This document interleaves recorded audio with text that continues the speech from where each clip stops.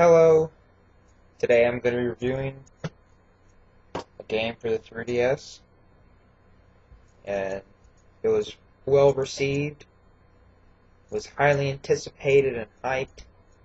It was Kid Icarus Uprising. Very pretty art, as you can see. It has a lot of detail. Let's look at that.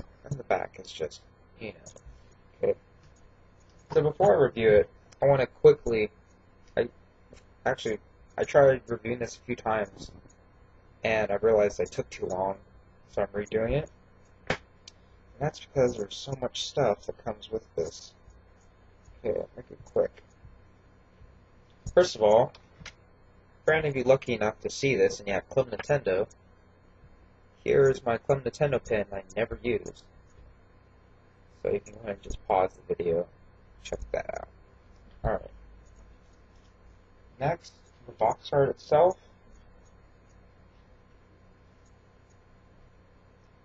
If you can see this, there's art inside and out. And whenever it wraps around, it's cut out little squares and it shows little motions of each character. And I think that's pretty cool. A little extra flair they added.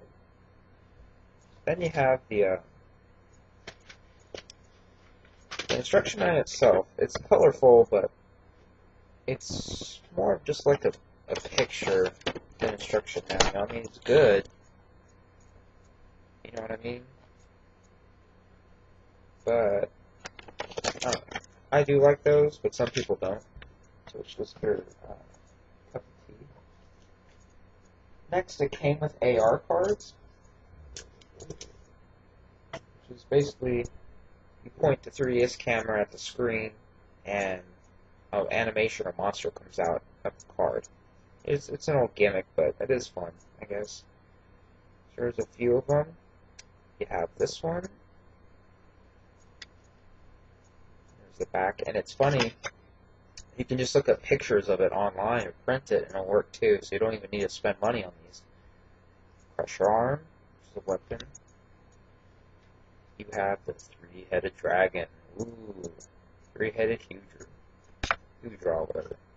Okay. You have Magnus, which is another main character. Palutena, another main character or hero. Then you have good old Pip. Alright, the back side of it. So go ahead, put that back into its case. Wrapping. Oh.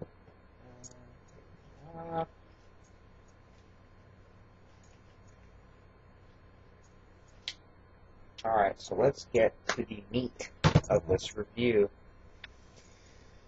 I'm going to go over a few main things. So, ooh, that's weird. Okay. First, I'm going to be going over presentation. Presentation, the graphics are nice. Like, they're definitely like PS2, but they're kind of pixelated, and then with the 3D on, the frame rate drops a little bit, and it's even more blurry, fuzzy, and it's not unplayable, and it still looks good. It's just, it has a very PS1 feel to it.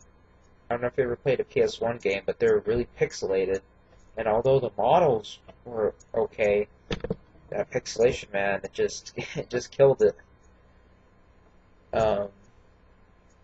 You can improve the frame rate to 60 frames per second if you don't play with 3D, but the 3D does work well. So if you like 3D, I would highly suggest you turn it on when you're playing this game. Some parts it can be kind of head-aching.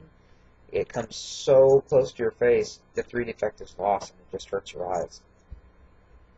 Another thing I noticed, the menu is very nice. It's easy to navigate. It's cleaned up. It's sleek. I like that. And they actually added integration of you walking, because the 3DS has a built-in, I guess, walking meter, and they added that as a points in the game. You can spend it on things. And the background is pretty good. The voice acting is slightly cheesy, but it's still good. The art style is really good. It's different. It's more lighthearted with a dark tone to it, kind of like a dark fairy tale. And then, any other main things?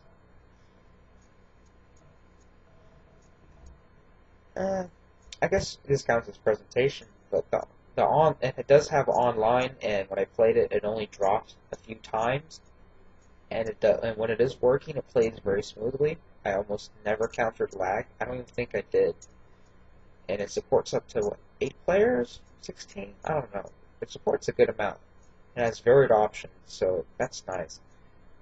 And you can trade your items, trade weapons. Yeah, it has a little game built around that idea. That's good. So presentation, pretty well done. The graphics itself, I would have tried to improve, but I mean, it's a fairly early game for the system, and I'm sure they'll just get better as it goes on. So what they had to work with, they did pretty good. Next is the story. The story, save the world. pretty basic. I mean, you gotta save. I don't remember the names, but just know whatever they call Earth and their realms, the heroes where they lived. It's a different realm from the Earth, and then there's Hell. Way down there's Hell, Earth, whatever they call their heaven. They live here and they protect Earth. And then Medusa, one of the main villains from the past, is coming back to try to, I guess, exact revenge. And there's a plot twist at the end. So the story is kind of loose and floaty. Like, sometimes I didn't really get what was happening, or why they did some things the way they did, but that's okay. I mean, it's Nintendo. Nintendo does the classic type of story where it's like, okay, this is what you gotta do, just go with it. And that's kind of how they are. It does have a lot of cameos to its past predecessors and other mentions of games. Has a lot of Easter eggs. So that's about it for the story. It's okay. It is funny, but cheesy. I would definitely have improved upon that. It wasn't very captivating, in my opinion. Then, you got the meat and potatoes steak, which is the gameplay. The gameplay is like this huge chunk of the game, because, that is the game. The gameplay, it's a beat 'em up. It's a beat 'em up / shooter, and it kind of plays like Sin and Punishment, except you can run around. And you have 2 main or 3 main sequences you go through, like patterns. The first part of the level, you take off, you're flying, and it's just like an on-rail shooter. The 3D works very well here. And then you get on the ground, and the 3D is alright. And when you're on the ground, you can run around and you melee more often. It's a little bit more diverse. The feeling I get when I'm playing is Pit feels really nice controlling him, except he almost feels slightly too fast, just slightly. Like sometimes when on a turn, he's so fast, I'm like, and bump into the wall. But it is nice, I guess. There's a diverse amount of weapons and items in the game. It's almost based around that. Like, it's kind of like a collectathon, and it is really fun. But if you're not into just collecting things and you want a more deep experience, then this isn't the game for you. It's basically a beat 'em up shooter with collecting elements and then Nintendo polish on it. So the gameplay is decent, and in some areas it really shines, and others just got bored with it. It can get pretty repetitive. And, oh my gosh. The controls. You get used to it. And even when you get used to it, it still hurts a little bit. So when you're first starting to play this game, I don't have to tell you, just like if you're not good at multitasking, you will not be able to even play this game. It's really get some getting used to. Let's just say that. So if you're the type of person where unless it has solid controls at the start, then this is not the game for you either. Overall, 0 out of 10. My rating system is 10 being AAA, high quality, big budget, revolutionary, like Chrono Trigger, the first Super Mario Brothers, Halo 3, um, the the best Call of Duty, things like that. Like the really high quality games that define its genre or change things, or they're just really damn good. 5 would be like okay, but kind of bad. I recommend you don't touch it. Anything below 5, don't even, unless you're like a hardcore lover and just for like shits and giggles want to buy it, then don't get it. A 7, that's kind of like okay, few flaws here and there, you can still enjoy it. And then everything above an 8, like an 8 or higher, is a good game. Not the best in the world, but it is very enjoyable. And then anything past 8.5, a 9 or higher, like this is a really good game. Highly recommend you play it. You shouldn't miss it. And if it's your type of genre, definitely up your alley. And overall, taking everything into consideration, mind you, I didn't beat the game, but I did look up how much more content was available. It does have a lot of content. You'd be looking at like 30 plus hours online, 50 easily. So, yeah, I would have to say a 7.8.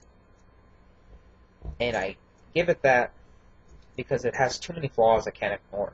Some games you can get over it and you get used to it and you don't mind it. And this, it keeps hitting you in the face. Like you keep feeling it every once in a while, and I can't ignore that. So that brings it down. If they fix, well, on the graphics too, but if they fix all the flaws and shortcomings, it'd definitely be an 8.5 or higher. And the gameplay itself it's not that deep, and that's what really holds it back. It had a lot of potential. And if they made a second one, which they said they're not, but if they made anything similar, hopefully they learn from that. So, thank you for watching. This is my review on Kid Icarus Uprising for the 3DS. And I guess if this sounds like a game you'd like, then go ahead and buy it. Thanks for watching.